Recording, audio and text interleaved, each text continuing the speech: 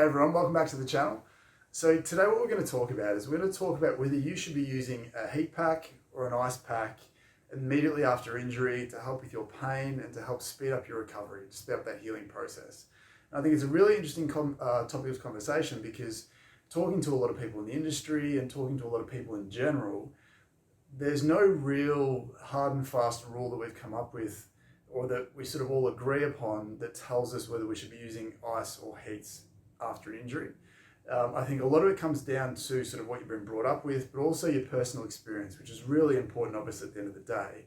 And hopefully this video doesn't necessarily, well, it's not necessarily here to force you to change your thinking, but I would love to add an extra layer of perspective onto what you already know and what you feel works, to arm you with enough information and enough good information that you can then make the best decision for you in your specific time of need. So if you've got some pain that you're trying to change, if you're trying to speed up the healing process, if you feel like one thing works better for you than another, we're going to put all that in together so that you can come out with a really strong series of things to do, or at least an extra modality that you can use to help you get to where you want to be really quickly. So before we get into the video, obviously if you're going to enjoy it, if you find this information useful and actionable, more importantly, please consider leaving a like. And obviously, if you enjoy the content, please consider subscribing. Those two things really help these videos get out to more people. And at the end of the day, that's what we're trying to do. We're trying to get some good information out there. Hopefully you start changing some broader perspectives on some things that are a little bit old school, with new information that works. And we can do that hopefully with that interaction. So we'd really appreciate it if you could consider doing that. So getting into the video, I think we'll start with ice. So ice is a little bit of a controversial thing at the moment. We won't go into too much depth, but we'll talk about sort of more from a broader perspective.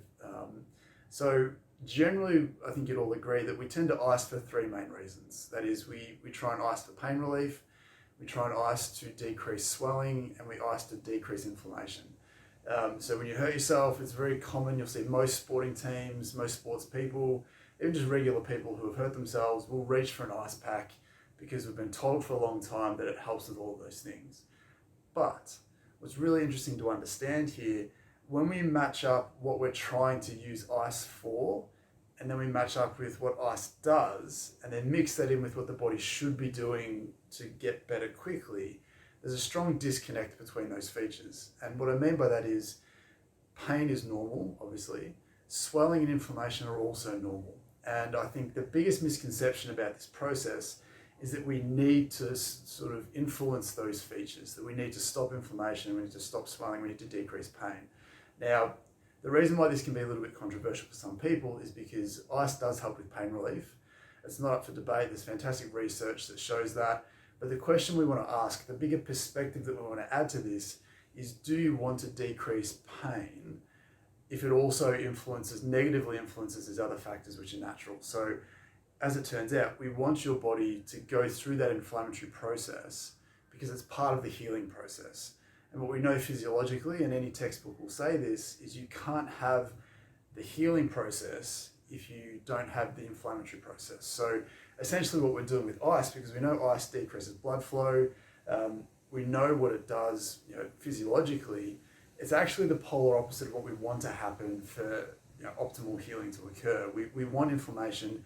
Swelling, on the other hand, isn't necessarily good or bad. It's just the accumulation of waste at the end of that inflammatory cycle. So in effect, we're not necessarily trying to limit swelling. We're trying to help the body and facilitate the body's removal of swelling so they can get through that process quicker. So we're not trying to stop the inflammatory process because then we can't heal. We don't want to stop inflammation because that's just an accumulation of waste. We want to help facilitate the removal of that waste so that your body can, again, progress through that healing process as quickly as possible. Your muscles can reactivate. You can maintain that tissue quality that we often lose when there's swelling present. So just as a quick recap, yes, ice is fantastic for pain relief, but it also sort of puts a pause on the healing process and potentially sort of prolongs the swelling and the, our ability to default into that next stage of the healing process. So when you put those three things together, we want to ask the question, well, do you want to ice just for pain relief if there's all these negative consequences which are going against what we've been trying to do by icing in the first place? We have the best intentions, but ultimately those intentions might be a little bit misguided based on what we sort of now are understanding about the healing process and what ice does and that disconnect. The other thing about pain relief is we want to ask that question, well, do we want to decrease pain? And clearly, if your pain is a 9 or a 10 out of 10, it's stopping you from sleeping, you just can't do what you need to do. Icing for pain relief is a noble thing to do. Again, you can probably handle a slower recovery just to survive in those moments. You don't have to be a hero and suffer through pain if you've got something like ice that can help it. But if you're part of the majority of people whose pain is relatively manageable without ice, we don't want you to default to using an ice pack just because. Because if you're just using it because you've been told to use it and that you are sort of ingrained thinking that way, then ultimately we're going to be slowing down that rehab as opposed to speeding it up, which again is our intention in the first place.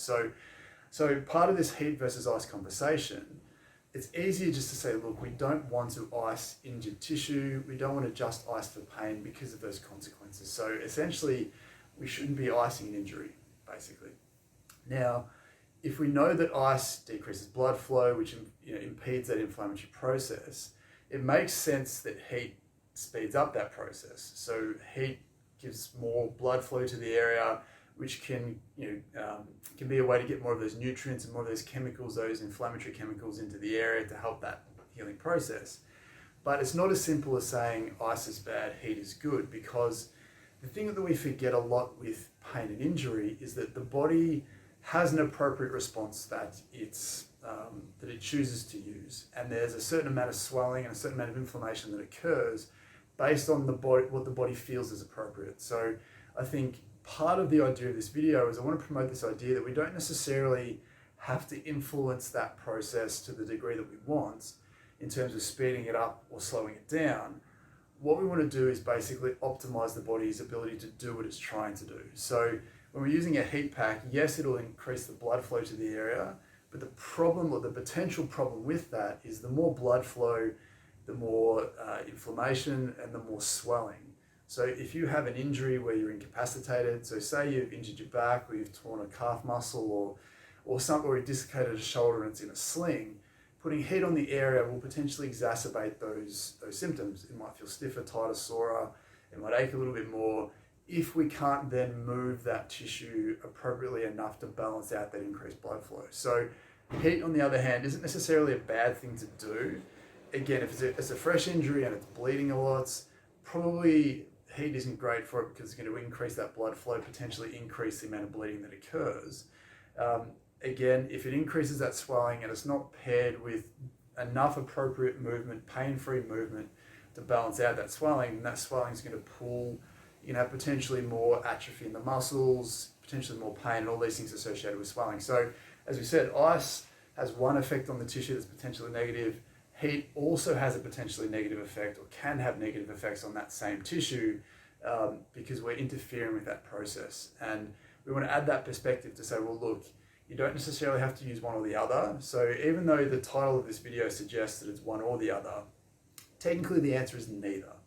But I guess the little catch here, the little twist at the end of this video that we want to promote here is that heat is still a useful thing to use for the tissue around the injured area. So if you have injured your back and there's a very specific part of your back that hurts, a heat pack's probably not a bad thing to use around the periphery of that. So we don't necessarily want to put the heat pack on the injured tissue itself because again, it may increase bleeding, increase blood flow, increase inflammation and swelling, which again can be hard to balance out at the other end of that scale. But what it will do if you put it around the outskirts, the two things that heat is fantastic for, which can be really advantageous if you're trying to improve how you feel with an injury, is it's fantastic for down-regulating a heightened nervous system.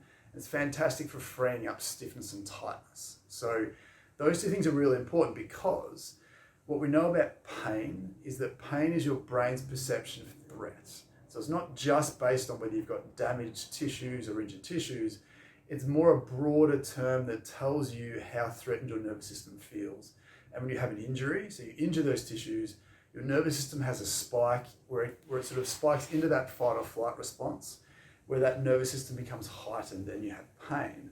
So what heat can be fantastic for is if you place the heat on your body and it can down-regulate that nervous system, give you more feelings of safety, non-threat, which can help down-regulate that pain experience. So So while heat may not necessarily be fantastic to use on the injured tissue itself, if you use it around the injured tissue, it can really have an indirect effect on your pain by making your nervous system feel safer and less threatened and decreasing that pain experience.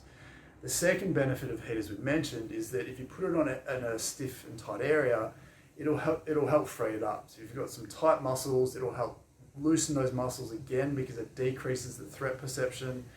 But if you have some stiff joints, it makes that tissue more malleable so that it can move a little bit better. So the reason why that's important for a lot of things is that most acute injuries, so even if you acutely hurt your back or acutely hurt your shoulder, your knee, your ankle, whatever it might be, generally that acute injury is preceded by areas of stiffness and tightness around that. So if you have a knee injury, it's likely that maybe your calf is tight, your ankle is stiff, your quadriceps are tight, maybe your hamstrings are tight, your hip is stiff. All of those areas pull slack from the knee, and then when you have an injury, you've got this injured environment that also has a bit of a handbrake on at the same time. So by putting heat around those areas, it can help soften it up and feed some slack into the injured area, improving the way that it's loaded, improving the function, which can also feed into your pain experience. So I guess while heat, I wouldn't advise using heat on the injured area itself. You can have some real positive indirect benefits by placing it around those areas, by decreasing the nervous system, the heightening of that nervous system, and improving the function of the areas around it, feeding slack into the injured area. So I think ultimately the idea that we want to promote and the perspective we want to give you guys is probably don't reach for that ice pack if you're injured, full stop. You can reach for the heat pack, but maybe don't place it straight on top of where the injury is or where your pain is. Go looking for areas around that because it will have some good benefits without necessarily compromising what your body's trying to do underneath that. So as I said at the start, what's really important to reinforce here is if you swear by heat or ice, please feel free to use it if you feel like you need to use it. But just be aware that there's potentially some broader consequences going on that you might need to consider if your goal is recovering as fast as possible or getting your pain to decrease as quickly as possible. If they're your goals, then maybe you need to take a step back and have that broader perspective so that you're not compromising the body's natural healing process in the process. So hopefully that was useful information. Hopefully it gives you a little bit of an understanding about what you should be doing, maybe why you shouldn't be using ice, maybe why you shouldn't be using heat, but you can in certain circumstances. And at least it's a conversation to have with your physical therapist the next time that you see them. So thanks for watching. Again, if you enjoyed the video, please leave a like below. Let us know in the comments below what you prefer. Are you a heat person? Are you an ice person? If you do use it and you swear by it, let me know why. Let me know what it is about that you feel you can't do without or that you feel is really helpful. And then we can have a conversation about maybe what's better than that or where you can sort of maneuver to improve what you're already doing. So, and as always, if you do like the content that we produce on the channel, then please consider subscribing. Again, it helps these videos get out to more people. But in the meantime, thanks for watching, appreciate it, and I'll see you soon.